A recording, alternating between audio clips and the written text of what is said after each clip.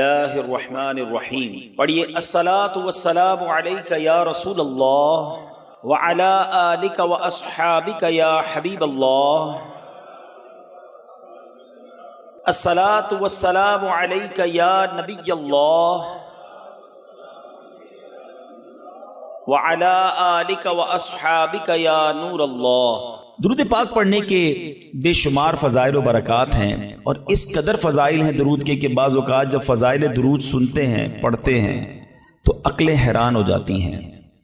ایک بڑا ہی ایمان افروز یوں سمجھیے کہ حدیث پاک کا جو مضمون ہے وہ بہت خوبصورت ہے، اور اندازہ ہوگا کہ درود پڑھنے میں کتنی دیر لگتی ہے اور اس کا ریوارڈ، اس کا انعام کتنا بڑا ہے۔ القول البدی میں یہ حدیث پاک موجود ہے۔ مدینے کے سلطان رحمت عالمیان سرور ذیشان صلی اللہ تعالی علیہ وسلم کا فرمان برکت نشان ہے، اللہ عز و جل کا ایک فرشتہ ہے، اس کا ایک بازو مشرق میں ہے اور دوسرا بازو مغرب میں ہے۔ ذرا غور کیجئے کہ اس کی وڈتھ کتنی ہے۔ آج بڑے بڑے جو ایئر کرافٹ ہوتے ہیں اس کی ایک بازو سے لے کر دوسرے بازو کی وڈتھ پر ڈسکس ہوتی ہے۔ آج کل کی معلومات کے مطابق سب سے بڑا جو مسافر طیارہ دنیا میں آج کل ہے وہ A380 ہے، اور میں نے اس کی ایک ریسرچ پڑھی تھی کہ اس کی وڈتھ اتنی ہے ایک پر سے دوسرے پر تک کہ جتنی ایک فٹ بال اسٹیڈیم کی وڈتھ ہوتی ہے۔ اتنا بڑا وہ جہاز ہے۔ پاکستان میں اب تک وہ اتر نہیں سکا کیونکہ شاید ہمارے پاس اتنا بڑا رن وے نہیں ہے، مگر آپ سوچئے کہ اللہ کا ایک فرشتہ ایسا ہے جس کا ایک بازو مشرق میں ہے دوسرا بازو مغرب میں ہے۔ اس فرشتے کا حجم جو ہے، اس کی وڈتھ کا عالم کیا ہوگا، آپ سنیے۔ اور آقا علیہ الصلوۃ والسلام فرماتے ہیں جو شخص محبت کے ساتھ مجھ پر درود بھیجتا ہے تو اللہ تبارک و تعالیٰ، گویا اللہ کے حکم سے، میں حدیث کا مضمون عرض کر رہا ہوں، اللہ کے حکم سے وہ فرشتہ جو ہے وہ پانی میں نہر رحمت میں غوطہ لگاتا ہے، اور غوطہ لگا کر پانی سے باہر آ کر اپنے پروں کو جھاڑتا ہے۔ آپ نے کبھی یہ منظر دیکھا ہوگا کہ چھوٹی سی چڑیا جو ہے پانی میں اگر گر جائے اور باہر نکل کر اپنے پروں کو پھڑ پھڑائے تو کتنے قطرے گرتے ہوں گے، مگر ایک ایسا فرشتہ کہ جس کا ایک بازو مشرق میں دوسرا مغرب میں، جب وہ پانی سے نکل کر اپنے پروں کو پھڑ پھڑائے، پروں کو ہلائے، جھاڑے تو کتنے قطرے گریں گے، کاؤنٹ کرنا پاسبل نہیں۔ اب سنو ہونا کیا ہے۔ پیارے آقا فرماتے ہیں کہ اللہ تعالیٰ اس کے پروں سے ٹپکنے والے ہر قطرے سے ایک فرشتہ پیدا فرماتا ہے۔ اچھا، وہ فرشتوں نے کرنا کیا ہے؟ آقا علیہ الصلوۃ والسلام فرماتے ہیں وہ فرشتے قیامت تک اس درود پڑھنے والے کے لیے استغفار کرتے رہتے ہیں۔ یعنی درود پڑھنا اتنا سا کام ہے، ذرا مل کر پڑھیں الصلاۃ والسلام علیک یا رسول اللہ۔ 30 سیکنڈز بھی نہیں لگتے ایک درود پڑھنے میں، مگر انعام کتنے بڑے بڑے ہیں۔ دنیا کا دستور ہے جتنا مشکل کام بندہ کرتا ہے اتنی آمدنی زیادہ ہوتی ہے۔ ایک نارمل میٹرک پاس بندہ جاب کرے اس کی سیلری تھوڑی ہوگی، گریجویٹ کرے اس کی سیلری زیادہ ہوگی، PhD کر لے سیلری اور بڑھ جائے گی۔ جتنا کوالیفائڈ، جتنی محنت کر کے، جتنا آگے بڑھ کے بندہ کام کرتا ہے اس کو اتنا دنیا میں انعام ملتا ہے۔ میرے رب کی رحمت دیکھو، کام تھوڑا کرتے ہیں رب زیادہ عطا فرماتا ہے۔ گویا اس کی رحمت جو ہے اپنے بندوں پر برسنا چاہتی ہے۔ اے میرے میٹھے اسلامی بھائیوں، میں بھی نیت کروں اور آپ بھی نیت کریں، ہم کم از کم روزانہ 1200 بار درود پاک پڑھیں گے۔ آج جس ٹاپک پر میں نے کچھ مدنی پھول آپ کو پیش کرنے ہیں، بیسیکلی یہ ایک ایسی عبادت ہے، یہ ایک ایسا عمل ہے جو ہمارے لیے بہت ضروری بھی ہے، مگر انفارچونیٹلی، بدقسمتی سے ہماری بہت بڑی اکثریت اس کو شاید عبادت ہی نہیں سمجھتی ہے، اس کو ایک آرڈنری کام سمجھتے ہیں، ضمنی کام سمجھتے ہیں، اور اس میں اتنی توجہ بھی نہیں دیتے۔ اور اگر آج آپ توجہ سے پورا بیان سنیں گے تو آپ ریئلائز کریں گے کہ میں نے جس عبادت کی طرف آپ کی توجہ دلانی ہے وہ صرف نارمل عبادت نہیں، بلکہ حدیث میں اس کو برین آف عبادہ، مخ العبادہ کہا گیا۔ وہ عبادت ایسی ہے جو عبادتوں کا بھی مغز ہے۔ اب وہ کیا ہے وہ ضرور عرض کروں گا۔ پہلے بخاری شریف کا ایک واقعہ سنانا چاہتا ہوں، اور یہاں ایک تھوڑا سا مسکنسیپشن بھی کلیئر کرنا چاہتا ہوں، غلط فہمی یا وسوسہ، کہ کچھ لوگ یہ کہتے ہیں جناب کہ دعوت اسلامی کے اجتماع میں جاتے ہیں تو بعض اوقات وہاں واقعات بڑے سنائے جاتے ہیں، اور قرآن و حدیث کی بات کم ہوتی ہے اور واقعہ بڑا سنایا جاتا ہے. اب میں جو واقعہ سنانے جا رہا ہوں یہ میں نے نہیں سنانا، میرے آقا علیہ الصلوۃ والسلام نے صحابہ کرام کو سنایا تھا. تو یہ شاید غلط فہمی ہے کہ واقعات کا قرآن و حدیث سے تعلق نہیں ہے. پرابلم یہ کہ نہ ہم نے قرآن پڑھا نہ حدیث پڑھی ہے. جنہوں نے قرآن پڑھا ہے ان سے پوچھیں کہ قرآن پاک میں واقعات کتنے ہیں. قرآن پاک بھرا پڑا ہے واقعات سے. سورہ بقرہ کو بقرہ کیوں کہتے ہیں بھائی؟ یہ ایک گائے کا واقعہ ہے. بقرہ کہتی گائے کو ہیں، ٹھیک ہے جناب. سورہ یوسف کو احسن القصص کہا گیا، قرآن پاک کا سب سے بہترین قصہ. شاید آپ میں سے بہت سو کو نہیں معلوم ہوگا کہ قرآن مجید فرقان حمید میں 100 سے زیادہ واقعات موجود ہیں، مگر لوگ پتہ نہیں کیوں اریٹیٹ ہوتے ہیں. اس کا مطلب کیا ہوا؟ اس کے آپ پڑھے لکھے لوگ ہیں، شاید میرے پوائنٹ کو پک کر لیں گے. بخاری شریف کی بڑی بڑی کتابوں میں، حدیث کی جتنی بڑی کتابیں ہیں، نبی پاک نے پچھلی قوموں کے واقعے بیان کیے. قرآن واقعے بیان کر رہا ہے، نبی پاک واقعات بیان کر رہے ہیں. What is the reason behind this? اس کا مطلب یہ ہے کہ انسان کو اللہ نے جس طریقے سے بنایا ہے نا، ہمارا ذہن واقعے کو جلدی قبول کرتا ہے. ہم اسٹوری کے ذریعے بات جلدی سمجھتے ہیں، اور آج ماڈرن سائنس اس بات کو پک کرنے میں کامیاب ہوئی ہے. اللہ کا کلام ہمارے پاس 1450 سال سے موجود ہے. آج جائیے اسکول کالجز کے اندر، آج بڑے بڑے پروفیسر اس نتیجے پر پہنچے ہیں کہ جناب بچوں کو اگر کوئی بات سکھانی ہے تو کوئی اسٹوری کے ذریعے سکھانی ہوگی، کسی پوئم کے ذریعے سکھانی ہوگی، کوئی واقعہ بیان کرے تو بات دل میں گھر کر جائے گی. آج ماڈرن سائنس اس بات پر پہنچی ہے. میرا قرآن اور نبی کی حدیثیں ان واقعات سے بھری ہوئی ہیں. تو آج میں وہ واقعہ سنانے جا رہا ہوں جو بخاری شریف میں موجود ہے. اللہ کی حبیب علیہ الصلوۃ والسلام نے صحابہ کرام کو سنایا، اور امیزنگ کمال کا واقعہ ہے. اور یہی میرے آج کے ٹاپک کا یوں سمجھیے سینٹرل آئیڈیا ہے. آپ کو اندازہ ہو جائے گا کہ میں کیا بیان کرنا چاہتا ہوں، اور اس واقعے سے ہمیں بہت کچھ سیکھنے کو ملے گا. بخاری شریف میں ہے، حضرت عبداللہ ابن عمر رضی اللہ عنہ سے مروی ہے، کہتے ہیں میں نے پیارے آقا علیہ الصلوۃ والسلام کو فرماتے سنا. میں سمری خلاصہ اس حدیث کا عرض کروں گا کہ اگلے زمانے میں 3 شخص کہیں جا رہے تھے. رات کا وقت تھا، سونے کے لیے انہوں نے ایک غار کا انتخاب کیا، اور ایک غار میں جا کر وہ آرام کرنے لگے.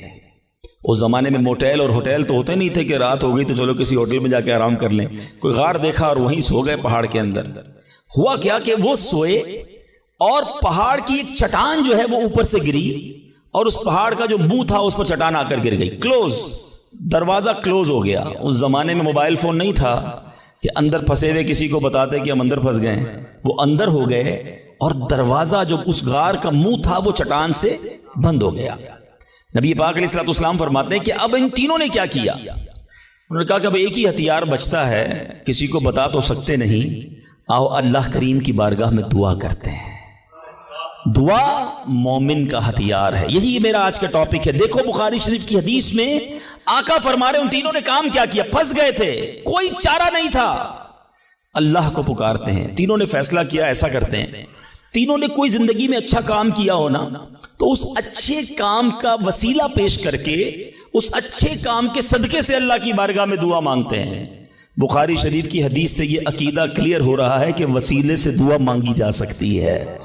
اچھا جناب، پہلے بندے نے کیا کیا؟ اللہ کی بارگاہ میں دعا کی کہ یا اللہ میرے والدین بہت بوڑھے تھے، جب میں جنگل سے بکریاں چرا کر لاتا تو دودھ دو کر سب سے پہلے اپنے والدین کو پلاتا، اس کے بعد اپنی بیوی اور اپنے بچوں کو پلاتا.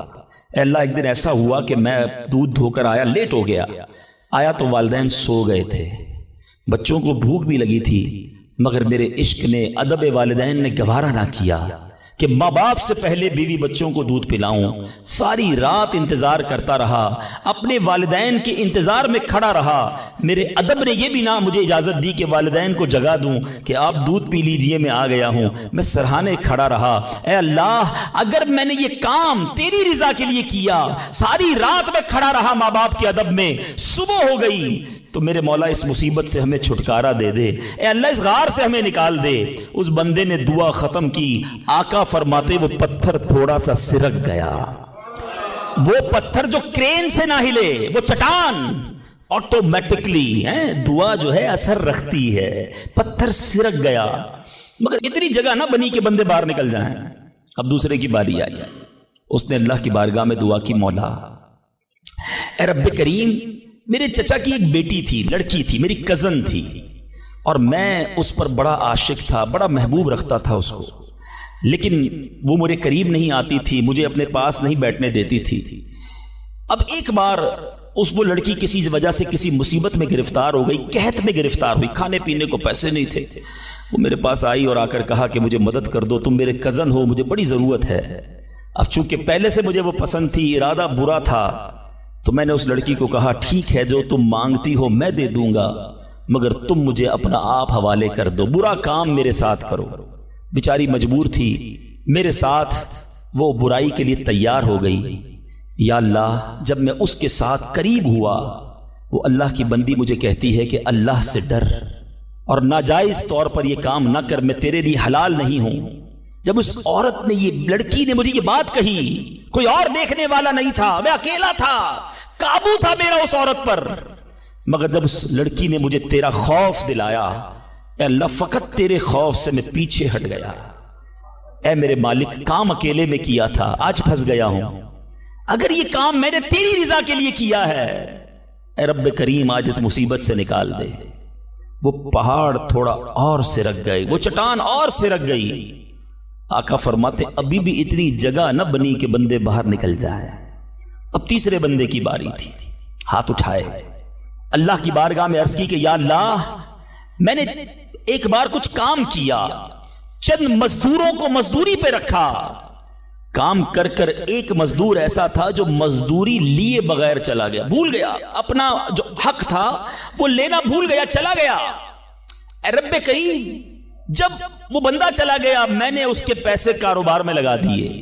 کچھ سالوں بعد وہ مزدور پھر آیا، آ کر کہتا ہے میری مزدوری باقی رہ گئی تھی بھائی، میں لینا بھول گیا تھا، وہ پیسے مجھے دے دو۔ تو میں نے اس مزدور سے کہا کہ یہ تم اتنا بڑا ریوڑ جانوروں کا دیکھ رہے ہو، گائے بکریاں یہ سب تمہاری ہیں؟ اس نے کہا یہ ساری میری کیسے ہو سکتی ہیں؟ کہا بھائی جو تمہارے پیسے تھے میں نے کاروبار میں لگائے، کاروبار میں اللہ نے اتنی برکت ڈال دی ہے کہ یہ حصہ تمہارا ہے۔ وہ حیران ہوا، پریشان ہوا، یقین نہ آیا، مگر پھر جب میں نے کہا یہ تیرا ہی ہے، وہ مزدور سارے جانور لے گیا۔ اے میرے مالک، جو میں نے ایمانداری کی، میں نے امانت میں خیانت نہ کی، اگر یہ کام میں نے تیری رضا کے لیے کیا ہے، اے اللہ اس مصیبت سے جان چھڑا دے۔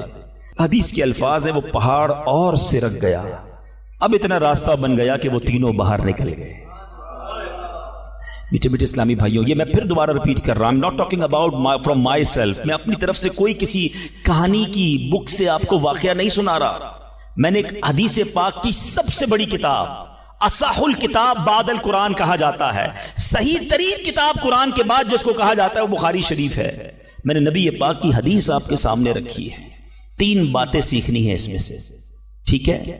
پہلا بندے نے کیا کام کیا؟ اللہ سے کیا عرض کی کہ والدین کا ادب کیا تھا، میرے مولا میں نے ماں باپ کی خدمت کی، اللہ کی بارگاہ میں یہ عمل کتنا مقبول ہوا کہ اس سے مصیبت دور کر دی گئی۔ میں ہر ٹاپک پر بہت دیر تک گفتگو کر سکتا ہوں، لیکن ظاہر ہے کہ مجھے ایک وقت کے اندر اپنا بیان کمپلیٹ کرنا ہے، میں بہت مختصر بات کر کے آگے بڑھ جاؤں گا۔ وہ لوگ جن کے ماں باپ حیات ہیں، خدا کی قسم یہ رب کی بہت بڑی نعمت ہے، ہمیشہ ان کی قدر کرنا۔ ماں باپ کا جو فرما بردار ہے وہ دنیا میں بھی کامیاب ہے اور آخرت میں بھی کامیاب ہے۔ ایک حدیث کا مضمون ہے، جس سے ماں باپ راضی اس سے اس کا رب راضی، جس کے ماں باپ اس سے ناراض اس سے اس کا رب ناراض۔ یاد رکھنا میرے بھائیوں، وہ میرے نوجوانوں جن کے ماں باپ حیات ہیں، ان کی قدر کرو، ان کی دعائیں لو، خدا کی قسم اس کو کامیابی سے کوئی نہیں روک سکتا جس کے ساتھ ماں باپ کی دعائیں ہیں، اور اس شخص کو بربادی سے کوئی نہیں روک سکتا جس کے ماں باپ اس سے ناراض ہیں۔ دنیا میں اور بہت سارے گناہ ہیں، ہر گناہ کی سزا، اس کا رزلٹ، اس کا عذاب جو ہے وہ بندے کو مرنے کے بعد پتا چلتا ہے، مگر ماں باپ کی نافرمانی وہ گناہ ہے کہ جس کا عذاب بندے کو دنیا میں دکھایا جاتا ہے۔ جو ماں باپ کا نافرمان ہوتا ہے نا، اس کی اولاد دنیا میں اس کی نافرمان ہوتی ہے۔ آج آپ بہت سارے اسلام بھائی پرچیاں بھی دیتے ہیں، دعائیں بھی کرواتے ہیں، میں آپ کو ایک مشورہ دیتا ہوں، ادھر ادھر دعائیں مت کراؤ۔ جس کے پاس ماں ہے نا، اپنی ماں کے قدموں میں بیٹھ جاؤ، خدا کی قسم ماں دل سے دعا کر دے طوفان ٹل جایا کرتے ہیں۔ بھول گئے آپ کہ جنت میں موسیٰ کا پڑوسی بنا دیا اللہ نے، ایک کسائی کو ماں نے دعا دی تھی، اللہ نے موسیٰ کا جنت میں پڑوسی بنا دیا۔ تو ماں باپ کی ادب کریں، نافرمانی نہ کریں، دوسری بات بڑی اہم بات ہے، بڑے نوجوان بیٹھے ہیں یہاں پر، آج جو بے حیائی کا دور ہے، آج جو بدکاری کا دور ہے، آج جو سوشل میڈیا نے ہماری آنے والی نسلوں کو برباد کر کے رکھا ہے، فلموں نے، ڈراموں نے، ماڈرنزم نے، حیا ختم ہوتی جا رہی ہے۔ اس نوجوان نے کیا کیا تھا؟ اکیلا تھا، اس لڑکی پر قابو تھا، مگر جب خوف خدا طاری ہوا تو وہ موقع چھوڑ کر اللہ کے لیے الگ ہو گیا۔ بتائیے آج ہمارا کیا حال ہے؟ نیک نمازی دکھنے والے بھی اکیلے میں جب ہوں، اللہ نہ کرے گناہ کا موقع مل جائے، کیا اب بندہ بچتا ہے؟ ہم سوچے تو صحیح کہ ہم گناہ کرتے وقت یہ خیال تو رکھتے کوئی دیکھ نہ لے، دروازہ بند کر دو، لائٹ آف کر دو، کہیں اور چلتے ہیں، یا تو جاننے والے رہتے ہیں۔ ارے جدھر جا رہے ہو ادھر کا رب کوئی اور ہے کیا؟ اللہ ہر حال میں دیکھ رہا ہے۔ کاش یہ جملہ میرے اور آپ کے دل پر نقش کر جائے، جب حرام کرنے کو جی چاہے، جب گناہ کرنے کو جی چاہے، جب بے حیائی کرنے کو جی چاہے۔ اے میرے نوجوانوں، نہ کرو اپنی نوجوانی کو برباد ان بے حیائیوں کے کاموں میں، یہ اللہ کو ناراض کرنے والا، جہنم میں جانے والا کام ہے۔ حفاظت کرو اپنی، شیطان کے واروں سے بچاؤ اپنے آپ کو۔ اور اس کی بڑی وجہ یہ سوشل میڈیا ہے، یاد رکھیے گا، پہلے نگاہ بہکتی ہے، پھر دل بہکتا ہے، پھر شرمگاہ بہکتی ہے۔ یہ امیر اہل سنت جو ہے نا، جو بانی دعوت اسلامی ہے، فاؤنڈر آف دعوت اسلامی، بیسیکلی یہ نباز ہیں۔ ان کو جتنی دنیا کی مزاج شناسی ہے وہ نعرہ کیوں لگاتے ہیں؟ اکثر نظریں جھکی رہیں گی۔ شاید بہت سو کو سمجھ نہیں آتا کہ یہ نیچی نگاہوں کی بات کیوں کرتے ہیں۔ آج کے دور میں جہاں ہر طرف بے پردگی ہے، ہم پاکستان کی ساری خواتین کو برقع نہیں پہنا سکتے، مگر اپنی نظروں کو تو نیچا کر سکتے ہیں نا، اپنی نگاہوں کو تو حیا کی چادر اڑا سکتے ہیں۔ تو خدا را اگر حرام سے بچنا ہے، گناہوں سے بچنا ہے، تو پہلے نگاہیں جھکائیے، پہلے آنکھوں سے حرام نہ دیکھیے۔ اور اب تیسری بات، اس حدیث میں جو بندے نے دعا کی تھی، تھوڑی سی مزدوری باقی رہ گئی، اور اس بندے نے مزدور کا حق کیسے ادا کیا کہ تھوڑے پیسوں کے لاکھوں واپس کیے۔ مگر آج کیا حال ہے؟ آج کوئی پیسے بھول جائے تو ہم کہتے چلو جان چھوٹی میرے ہو گئے ہیں۔ کاروبار میں، حساب کتاب میں اگلے کی مسٹیک ہے، ہمیں پتا ہے کہ یہ غلطی کر رہا ہے، اس نے پیمنٹ دی تھی، لکھی نہیں ہے، مگر ہمیں معلوم ہوتے ہوئے ہم نہیں بتاتے۔ یار اچھا ہے بھول گیا، میرے ہو گئے نا، ہیں؟ کسی کا مال دباتے ہوئے نہیں سوچتے، کسی کے پیسے کھاتے ہوئے، قرضہ لے کر لوگ کہتے ہیں جاؤ وصول کر سکتے ہو تو کر لو۔ یاد رکھیے امام اہل سنت فرماتے ہیں جو کسی کے 3 پیسے جان بوجھ کر دبا لے، I'm not talking about millions rupees، آج لاکھوں روپے لوگ ہڑپ کر جاتے ہیں، ہزاروں ہڑپ کر جاتے ہیں۔ سنو، اعلیٰ حضرت فرماتے ہیں جو کسی کے 3 پیسے دبا لے، اس کو قیامت کے دن ان 3 پیسوں کے بدلے 700 با جماعت مقبول نمازیں دینی پڑ جائیں گی۔ کدھر سے لائیں گے ہم 700 نمازیں با جماعت مقبول؟ ایک ایک روپیہ لوگوں کو واپس کیجئے، بھول گیا ہے آپ جا کر لوٹائیے، یاد دلائیے اسے، ایسے معاف نہیں ہوگا۔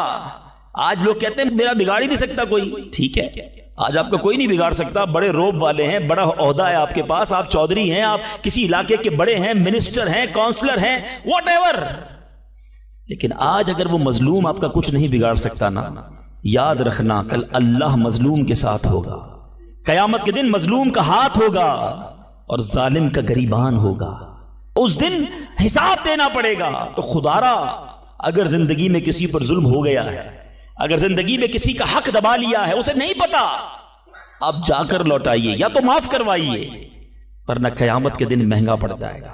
بہرحال میں پھر آتا ہوں اپنے ٹاپک کی طرف، اور وہ میرا ٹاپک آج ہے دعا۔ تو پتا چلا کہ دعا یہ مومن کا ہتھیار ہے، مگر آج بڑا عجیب معاملہ ہے کہ دعا میں ہمارا وہ کنسنٹریشن نہیں ہوتا، دعا میں وہ توجہ ہی نہیں ہوتی۔ ہم شاید نماز بھی پڑھ لیں، تلاوت بھی کر لیں، جب دعا کی باری آتی ہے ہم اس کام کو بڑا آرڈنری سمجھتے ہیں۔ ہم سمجھتے ہیں ٹھیک ہے امام صاحب دعا کرا رہے ہیں، ہم بھی آمین کہیں، کبھی ادھر دھیان ہے، کبھی ادھر دھیان ہے، خیال کہیں اور ہے۔ نہیں میرے میٹھے اسلامی بھائی، ذرا دعا کی اہمیت سمجھو، دعا ہے کیا؟ دعا کس کی بارگاہ میں بات ہو رہی ہے؟ پتہ ہے کس سے بات ہو رہی ہے؟ اللہ سے ڈائریکٹ بات ہو رہی ہے۔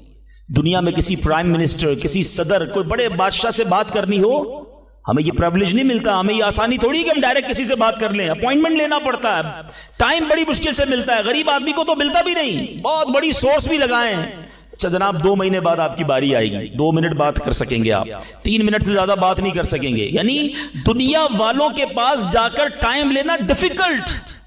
جو ساری کائنات کا مالک ہے، جو احکم الحاکمین ہے، جو رب العالمین ہے، ارے دنیا کا کوئی بندہ چاہے اس سے بات کرنا اٹھائے ہاتھ اور مانگنا شروع کر دے.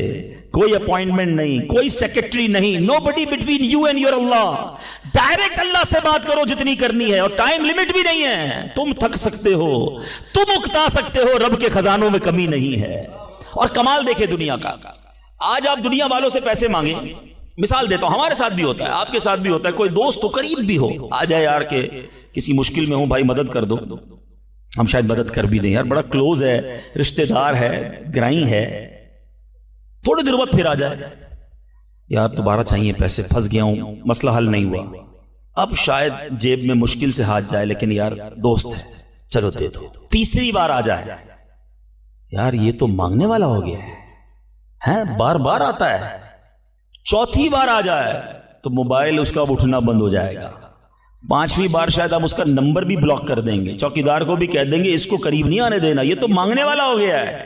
یہ ہے دنیا.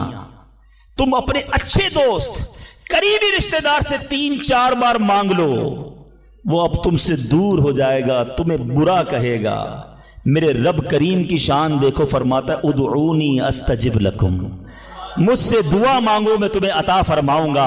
اجیب دعوت الداعی اذا دعانی، میں دعا مانگنے والے کی دعا قبول کرتا ہوں جب وہ مجھے پکارے. اللہ اکبر. اللہ تعالیٰ زیادہ مانگنے والوں سے زیادہ محبت فرماتا. ایک اور عجیب بات بتاؤں کہ اللہ تبارک و تعالی ان بندوں سے ناراض ہوتا ہے. دنیا میں ہے کوئی ایسا سخی؟ کریم دیکھو میرا مالک، جو نہیں مانگتا رب اس سے ناراض ہوتا ہے. شاعر لکھتے ہیں نا، تو کریم ہی جو ٹھہرا تو کرم کے کیا ٹھکانے، تو کریم ہی جو ٹھہرا تو کرم کے کیا ٹھکانے، تو نوازنے پہ آئے تو نواز دے زمانے. میں نے آپ کو قرآن کی کچھ آیات کے ذریعے یہ احساس دلایا کہ دعا کی اہمیت کیا ہے. اب آؤ میں آپ کو آپ کے نبی علیہ الصلوۃ والسلام کی کچھ حدیثیں بتاتا ہوں، کس طرح انکریج کیا. اللہ کے حبیب علیہ الصلوۃ والسلام نے کیسی حوصلہ افزائی فرمائی ہے دعا کے بارے میں. اللہ کے حبیب علیہ الصلوۃ والسلام فرماتے ہیں اللہ تعالیٰ کے نزدیک کوئی چیز دعا سے بزرگ تر نہیں ہے. اللہ کے نزدیک سب سے بزرگ چیز وہ دعا ہے، اور دعا کو حدیث میں مخ العبادہ، عبادت کا مغز کہا گیا. ٹاپ آف دا لسٹ جو عبادت ہے نا وہ دعا ہے. مگر آج دعا کی طرف توجہ ہی نہیں. ہم تو سمجھتے ٹھیک ہے مانگ لی، نہیں مانگی. ارے دعا نہ مانگنے والوں سے رب ناراض ہوتا ہے، اور جو جتنا مانگتا ہے رب اس سے اتنا خوش ہوتا ہے. میرے میٹھے اسلامی بھائیوں، اللہ فرماتا ہے، سنو حدیث قدسی ہے، اے فرزند آدم تو جب تک مجھ سے دعا کرتا رہے اور میرا امیدوار رہے گا، میں تیرے گناہ کیسے ہی ہو معاف فرماتا رہوں گا اور مجھے کچھ پرواہ نہیں ہے. جب تک مانگو کہ رب عطا فرمائے گا. ہم بڑے نادان ہیں. پرابلم یہ ہم بڑی جلدی مچاتے ہیں. یار اتنے دنوں سے دعا کر رہا ہوں، مسئلہ حل نہیں ہو رہا ہے. میں نے دعا کی یا اللہ کاروبار میں برکت دے دے، کل بھی 5,000 کی بکری ہوئی، آج بھی 5,000 کی، کوئی اضافہ نہیں ہے. جناب میں دعا کرتا ہوں یا اللہ صحت دے دے، شوگر لیول کم ہی نہیں ہو رہا. میں دعا کرتا ہوں یا اللہ بیٹا دے دے، بیٹا مل ہی نہیں رہا. میں انشاءاللہ اور بھی باتیں اس میں عرض کروں گا، میں صرف ابھی اس حدیث کو کلیئر کر دیتا ہوں. میں آپ سے پوچھنا چاہتا ہوں، آپ نے دعا کی کہ یا اللہ میرے کاروبار میں برکت دے دے. آپ کی جو سیل تھی وہ ایز اٹ از رہی، لیکن آپ کی دکان میں آگ لگنے والی تھی، آپ کی دکان میں ڈکیتی ہونے والی تھی. آپ نے دعا مانگی، اللہ نے اس بلا کو روکنے میں لگا دیا. سچ بتاؤ پیسے تھوڑے بڑھ جاتے اچھا تھا، یا دکان میں آگ نہ لگی یہ بڑا کرم ہو گیا. میں نے گھر سے نکلنا تھا، میرا ایکسیڈنٹ ہونا تھا، ٹانگ ٹوٹنی تھی، میں نے اللہ سے دعا کی تھی اللہ بیٹا دے دے، وہ دعا کو کنورٹ کیا گیا، میری ٹانگ بچ گئی، میرا ایکسیڈنٹ بچ گیا. بتاؤ یہ اللہ کی مہربانی نہیں ہے؟ پرابلم پتہ ہے کیا ہے؟ ہمیں دنیا والوں پر سب پر بھروسہ ہے، ہمیں اللہ پر بھروسہ نہیں ہے. ہم سمجھتے پتہ نہیں دعا قبول کیوں نہیں ہوتی ہے. دعا کے آداب میں لکھا ہے کہ اللہ اس بندے کی دعا قبول نہیں فرماتا جو دعا کی قبولیت میں جلدی مچاتا ہے، جو کہتا ہے جلدی قبول ہو جائے، بس آج ہی قبول ہو جائے. اچھا پھر لوگ شکوے بھی بڑے کرتے ہیں، یار میں نے جمعے کے دن بھی دعا کی، مزار پہ جا کے بھی دعا کی، بزرگوں سے بھی دعا کرائی، کسی نے کہا کعبے کو دیکھ کر پہلی دعا کرو وہ قبول ہوگی، کعبے پر بھی چلا گیا، میں مدینے بھی گیا، میری دعا ہی قبول نہیں ہو رہی، میرا پرابلم ہی سولو نہیں ہو رہا۔ اب ذرا 2-3 حدیثیں سناؤں گا، یہ ساری غلط فہمیاں، یہ سارے مسکنسیپشن اگر آپ توجہ سے سنیں گے تو دور ہو جائیں گے۔ اللہ کے حبیب علیہ الصلوۃ والسلام فرماتے ہیں دعا بندے کی 3 باتوں سے خالی نہیں ہوتی، 3 میں سے کوئی ایک بینیفٹ لازمی ملتا ہے۔ آقا فرماتے ہیں یا تو اس دعا کے بدلے گناہ بخش دیا جاتا ہے، یا اس میں جو مانگتا وہ مل جاتا ہے، دنیا میں جو مانگا وہ مل گیا، سیکنڈ یہ آپشن ہے۔ تیسرا فرمایا کہ اللہ اس کے لیے اس دعا کا ثواب جمع کر دیتا ہے۔ حدیث کے الفاظ ہیں جب بندہ قیامت کے دن جا کر اتنی ساری نیکیاں دیکھے گا، پہاڑ جتنی، تو عرض کرے گا مولا یہ کام تو میں نے نہیں کیے، کدھر سے ہوئے؟ ارشاد ہوگا یہ تیری وہ دعائیں ہیں جو دنیا میں قبول نہ ہوئی تھی، اس کا ثواب ہم نے جمع کر دیا ہے۔ بندہ قیامت کے دن تمنا کرے گا کاش میری دنیا میں کوئی دعا ہی قبول نہ ہوتی، اتنا اجر، اتنا ثواب۔ تو اس کا مطلب کیا ہوا کہ دعا مانگتے وقت کنجوسی نہ کیا کرو، ایچ اینڈ ایوری ورڈ، ہر لمحہ آپ کا دعا میں عبادت ہے، اور یہ آپ کے نامہ اعمال میں بڑھوتری کا سبب ہے۔ دعا میں یہ نہ سوچا کرو کہ پتہ نہیں کیا ملنا ہے، نہیں ملنا، یقیناً ملنا ہے۔ اب دوسری حدیث سنو اور ایمان تازہ ہوگا۔ اللہ کے حبیب علیہ الصلوۃ والسلام فرماتے ہیں جس کا مضمون ہے کہ جب کوئی فاسق، فاجر، گناہ گار دعا کرتا ہے، بعض اوقات یہ بھی خیال آتا ہے شیطان ہے نا، یار میں 5 ٹائم نماز بھی پڑھتا ہوں، میں روزے بھی رکھتا ہوں، میں درود بھی پڑھتا ہوں، میں زکوٰۃ بھی دیتا ہوں، میرے کام سیدھے ہوتے نہیں ہیں، میری دعائیں قبول ہوتی نہیں، وہ برابر میں میرا پڑوسی ہے، ایک وقت کی نماز پڑھتا نہیں ہے، کام سارے اس کے الٹے ہیں، کاروبار اس کا ترقی کر رہا ہے، گھر اس کے بن رہے ہیں، یہ کیا ماجرا ہے؟ اول تو ہمیں یہ سوچنا نہیں چاہیے کہ میں نیک ہوں، ہر وقت ہمیں یہ سوچنا چاہیے کہ میں سب سے برا ہوں، میری بہت ساری خطائیں، لیکن اس کے باوجود اب جو میں حدیث سنانے جا رہا ہوں یہ بہت سو کی بہت بڑی کنفیوژن کو دور کر دے گی۔ اللہ کے حبیب علیہ الصلوۃ والسلام فرماتے ہیں جس کا مضمون ہے جب کوئی فاسق، فاجر، گناہگار شخص اللہ کی بارگاہ میں دعا کرتا ہے، اللہ فرشتوں سے فرماتا ہے اس کا کام جلدی کر دو۔ کیوں؟ فرماتا ہے اس کا مانگنا پسند نہیں آ رہا، اس کی آواز اچھی نہیں، جلدی کام کر دو۔ اور فرمایا جب اللہ کا کوئی نیک بندہ، رب کا محبوب جب اللہ کی بارگاہ میں دعا کرتا ہے، اللہ فرشتوں سے فرماتا ہے ابھی اس کو نہ دینا، ابھی اس کا کام نہ کرنا، اس کو اور مانگنے دو، مجھے اس کا مانگنا بڑا پسند آ رہا۔ میں آپ سے پوچھتا ہوں خدا کی قسم، میں جو مانگوں وہ مجھے میرا رب دے دے، یہ اچھا ہے، یا زندگی میں ایک دعا میں ایسی کروں کہ اللہ جبریل سے کہے کہ میرے بندے کا کام نہ کرنا، اس کو اور مانگنے دو، اے میرے فرشتوں اور مانگنے دو، مجھے اس کا مانگنا بڑا پسند آ رہا۔ کاش زندگی میں ایک دعا، مجھے بتاؤ نا، میرا رب یہ کہہ دے کہ میرے بندے کی آواز مجھے پسند ہے، پھر تو میرا کام ہو گیا نا، میرے رب کو میں پسند آ گیا، اس سے بڑی کیا چیز ہے؟ مگر بدقسمتی ہے اس شخص کے لیے جو اللہ کی بارگاہ میں شکوہ کرتا ہے کہ میرا کام نہیں ہو رہا، میری دعا قبول نہیں ہو رہی۔ جلدی نہ مچایا کرو، اللہ پر بھروسہ رکھو۔ اور اب آخری بات سے اور آپ کا کلاؤڈ کلیئر ہو جائے گا۔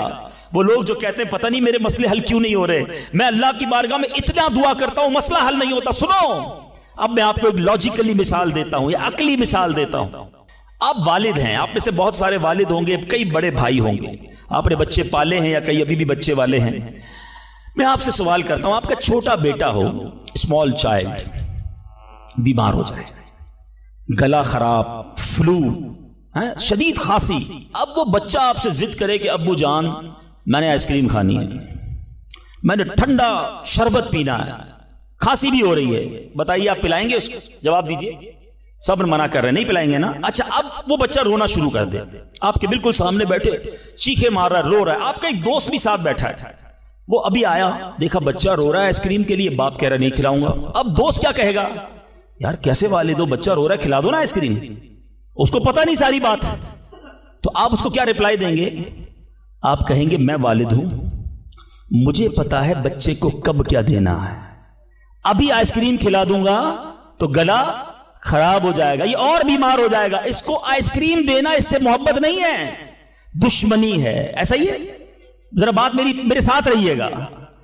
اب بڑی دل پر ہاتھ رکھ کر میری بات سننا، تم والد ہو، تمہیں پتا ہے بچے کو کب کیا دینا ہے، میرے خالق کو نہیں پتا مجھے کب کیا دینا ہے؟ میں مانگ رہا ہوں یا اللہ روزی میں برکت دے، وہ نہیں دے رہا۔ میں مانگ رہا ہوں یا اللہ اولاد دے، وہ نہیں دے رہا۔ میں گر گڑا رہا ہوں یا اللہ کرائے کے مکان میں ہوں، اپنا مکان دے دے، وہ نہیں دے رہا۔ اے مولا میں فلاں ملک میں جانا چاہتا ہوں، ویزے لگانا چاہتا ہوں، نہیں مل رہے ویزا۔ ارے کیوں یقین نہیں رکھتے؟ جتنے ادھر بیٹھے ہو میں آپ سے پوچھتا ہوں، کون ہے جو یہ کہتا ہے میری ماں مجھ سے محبت نہیں کرتی؟ ارے ماں تو وہ ہستی ہے جو اپنے سکھ قربان کر کے ہمیں سخی کرتی ہے، ساری رات ہمارے لیے جاگنے والی ہماری ماں ہے۔ تو جو ماں تکلیف نہیں دے سکتی، وہ ماؤں سے زیادہ پیار کرنے والا کیسے ہماری دعا قبول نہیں کرے گا؟ یہ یقین رکھ لو، اگر میں مانگ رہا ہوں وہ نہیں دے رہا تو وہی میرے لیے بہتر ہے۔ میرا کام نہیں ہو رہا نا، وہی میرے لیے بہتر ہے۔ جو اولاد کے تمنائی ہیں، نہیں مل رہی اولاد، یقین کر لو کہ میرے لیے اولاد بہتر نہیں۔ پوچھو ان ماں باپ سے جن کے بچے مار کر انہیں گھر سے نکال دیتے ہیں، وہ کہتے ہیں کاش بچہ پیدا ہی نہ ہوتا، بیٹے نے مارا ہے مجھے، بیٹے نے گھر سے نکال دیا۔ ایسی اولاد نہیں دنیا میں؟ ان ماں باپ سے پوچھو، کیا پتا آپ کے مقدر میں ویسی ہی اولاد ہو۔ اور اللہ فرما رہا ہے، اللہ کریم ہے، ہمارے بارے میں اچھا فیصلہ کیا کہ ہمیں اولاد سے محروم رکھا۔ اے میرے بندوں، جب تمہیں ماں باپ پر یقین ہے کہ وہ برا فیصلہ نہیں کرتے تو اپنے خالق پر یقین کر لو۔ اب اگر یہ سوچ لو گے نا تو آپ کی لائف بڑی پرسکون ہو جائے گی۔ اب آپ ٹینشن میں نہیں رہیں گے، دعا کریں گے، کام ہو گیا تو بھی اللہ کا شکر، نہیں ہوا تو بھی اللہ کا شکر، میرے لیے بہتر تھا نا، اللہ نے اس لیے نہیں کیا۔ یقین کر لو اپنے مالک پر۔ ایک بار میں افریقہ میں تھا، تنزانیہ میں، ایک بہت بڑے بزنس مین تھے، انہوں نے کہا میرا بہت بڑا ان کا کاروبار تھا، 7,000 گھر انہوں نے بنائے تھے، پورا سٹی بنایا، بڑی محبت کرتے ہیں دعوت اسلامی سے۔ مجھے کہا تنزانیہ ہیں، اب ہمارے ساتھ چلیں اور ہمارے اس پورے شہر کے اندر دعا کر دیں۔ میں نے کہا چلیں چلتے ہیں۔ میں ان کے ساتھ بیٹھ گیا ان کی گاڑی میں۔ سنیے گا ذرا، میں اس بزنس مین سے ایک بات سیکھا ہوں اور میں بھولتا نہیں ہوں بات، تقریباً جب بھی میں نے یہ بیان کیا مجھے واقعہ خود ہی یاد آ جاتا ہے۔ تو ہم گئے اس کے ساتھ، one of the biggest business man of that country, بڑا کام تھا ان کا۔ ہم گئے تو اتفاق تھا جو پل تھا اس شہر کو اور ان کے شہر کو ملانے والا، وہاں کوئی ورک ہو رہا تھا، کام ہو رہا تھا۔ گاڑی رک گئی ہماری، وہ بڑا آدمی تھا، اس نے کئی لوگوں کو فون کیا، بھائی ہماری گاڑی کو نکلنے دیکھا، نہیں صاحب گاڑی نہیں نکل سکتی، پل پر کام ہو رہا ہے، ٹریفک کلوز۔ بہت کوشش کی اس نے، نہیں ہوا، ہم واپس آ گئے۔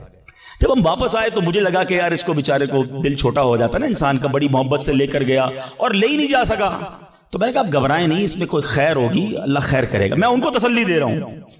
یار اس بندے نے جو جملہ کہا نا، وہ کہتا ہے بھائی میری زندگی کا ایک دستور ہے، جب میرا کام ہو جاتا ہے نا تو میں ایک بار اللہ کا شکر ادا کرتا ہوں، نہیں ہوتا تو 2 بار اللہ کا شکر ادا کرتا ہوں۔ میں شاکڈ ہو گیا، میں نے کہا اپنی کیا قدر، دوبارہ کہیے۔ وہ بزنس مین ہے، ہی از ناٹ مولوی، کوئی عالم دین نہیں تھے، لیکن مجھے سکھا گیا وہ بندہ۔ میں نے کہا دوبارہ کہیے۔ وہ کہتا ہے جب میرا کام ہو جاتا ہے نا میں ایک بار اللہ کا شکر ادا کرتا ہوں، جب نہیں ہوتا تو میں 2 بار اللہ کا شکر ادا کرتا ہوں۔ میں نے کہا یہ کیوں؟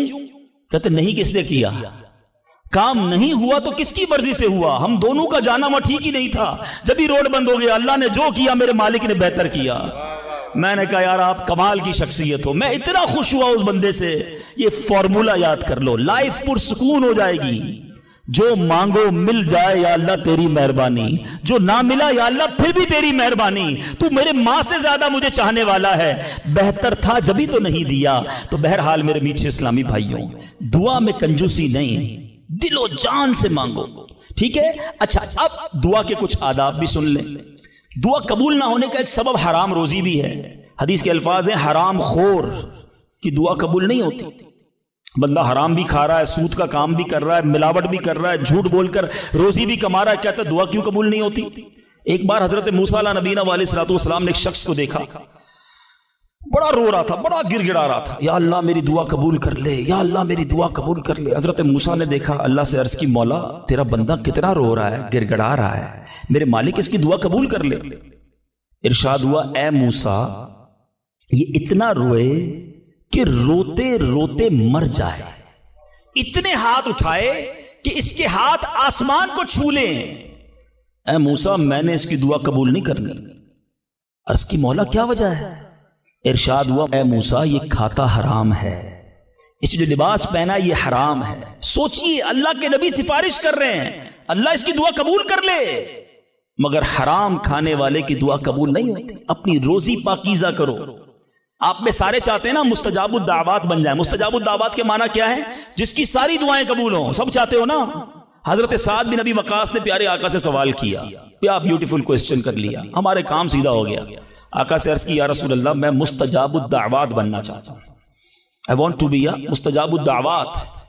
نبی پاک نے کوئی لمبا چوڑا، آپ کو تو پورا سلیبس دیا جاتا ہے نا، پی ایچ ڈی کرنا ہے تو اتنی کتابیں پڑھو، ایم بی بی ایس کرنا ہے تو اتنی کتابیں پڑھو، لیکن مستجاب الدعوات تو کمال ہو گیا نا، اس سے بڑی ڈگری ہے کوئی؟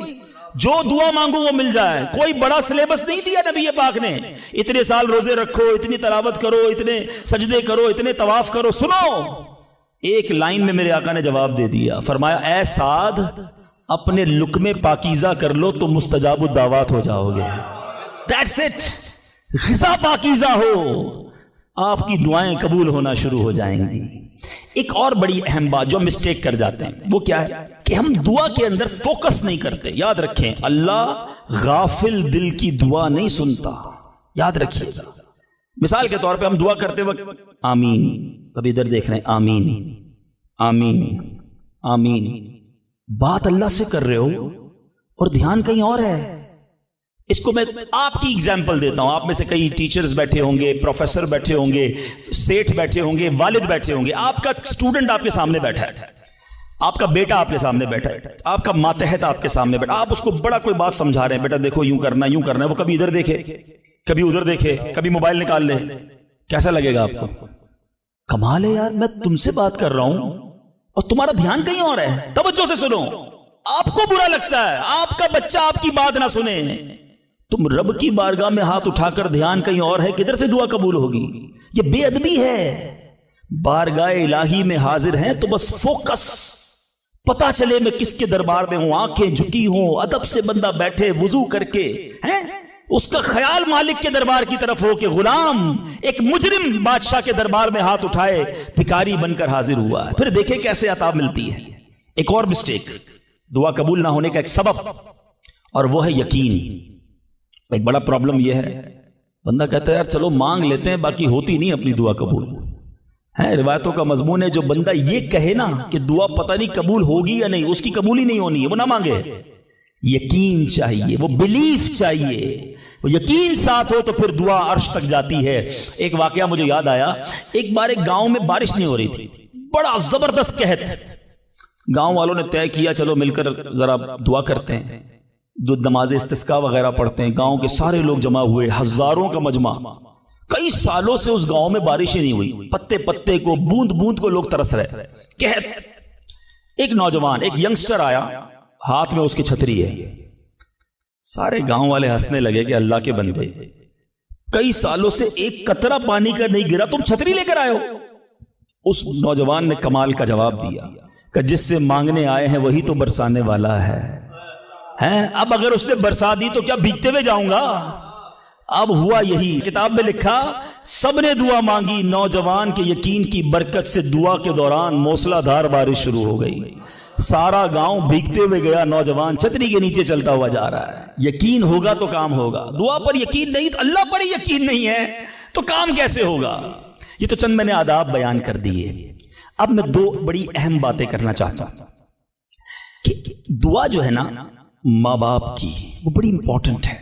بعض اوقات ہم سمجھتے کہ یار کام نہیں ہو سکتا میرا، بڑا ٹپیکل ہے، میں بڑی مشکل میں پھنس گیا ہوں، میرے مسائل بہت ہیں، یہ مسئلہ حل ہو ہی نہیں سکتا، میں اتنے بڑے قرضے میں آ گیا ہوں کہ وہ قرضہ کیسے اترے گا؟ میں ساری زندگی نوکری کرتا رہوں، قرضہ تو نہیں اترنا، میری یہ بیماری ڈاکٹر کہتے ٹھیک ہی نہیں ہوگی۔ یہاں آ کر ہمارا کانفیڈنس شیک ہو جاتا ہے، ہم اللہ سے بھروسہ اٹھا لیتے ہیں، ہمیں لگتا ہے نہیں یار یہ پرابلم سالو نہیں ہو سکتا۔ آج ایک بات سیکھ کر جانا، جو پرابلم آپ کے سامنے بہت بڑا ہے نا وہ آپ کے لیے بڑا ہے۔ ان اللہ علی کل شیء قدیر، میرا مالک جب چاہے جیسے چاہے حکم فرمائے اور مسئلہ حل ہو سکتا ہے۔ اب میں آپ کو اس کو لاجیکلی سمجھاتا ہوں۔ ایک آپ نے دیکھا ہوگا آپ کے گھر میں چونٹیاں چلتی ہیں، بعضوں کا چونٹیاں ہوتی ہیں نا، اب چونٹی جا رہی ہے، آپ اس کے سامنے سیب رکھ دیں، اب چونٹی کی طرف رہ کر سوچیں، چونٹی دیکھے گی اتنی بڑی چیز سیب، چونٹی کے لیے وہ سیب پہاڑ ہے، چونٹی ہٹا سکتی ہے اس کو؟ نہیں، وہ کیا کرے گی؟ کھڑی رہے گی یا تو راستہ بدل دے گی، یار اتنی بڑی چیز سامنے آ گئی میں تو کچھ نہیں کر سکتی، وہی سیب آپ واپس اٹھا کے جیب میں رکھ لیں، چونٹی کا راستہ کلیئر۔ بات سمجھ رہے میری؟ سیب چونٹی کے لیے کیا تھا؟ پہاڑ، آپ کے لیے کیا ہے؟ सेब आपने उठाया वापस जेब में रख लिया, चोटी के सामने से पहाड़ हट गया। जो प्रॉब्लम मेरे और आपके सामने है ना, मेरे लिए पहाड़ है, आपके लिए पहाड़ है, आपको लगता है सॉल्व ही नहीं हो सकता। इन्नल्लाह अला कुल्लि शैइन कदीर, वो जब चाहे जैसे चाहे, मिनटों में, मिनट भी ज्यादा है, सेकंडों में प्रॉब्लम सॉल्व करता है। दिल से दुआ मांगो। अब मैं आपको एक वाकया सुना, एक डॉक्टर का बड़ा ही जबरदस्त वाकया मैंने किताब में पढ़ा। डॉक्टर अहमद उस शख्स का नाम था। एक कंट्री में वो बड़ा जबरदस्त डॉक्टर था और one of the biggest doctor of that country. हुकूमत ने प्लान किया कि उस डॉक्टर को कंट्री का सबसे बड़ा अवार्ड देना है, सबसे बड़ा इनाम।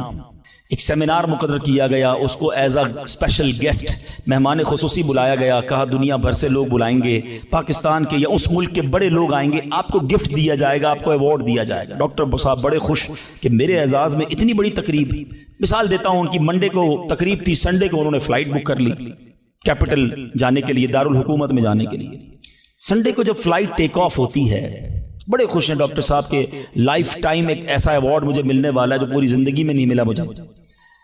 फ्लाइट टेक ऑफ हुई और जहाज जो है वो जैसे ही टेक ऑफ हुआ, थोड़ी देर बाद मौसम खराब हो गया।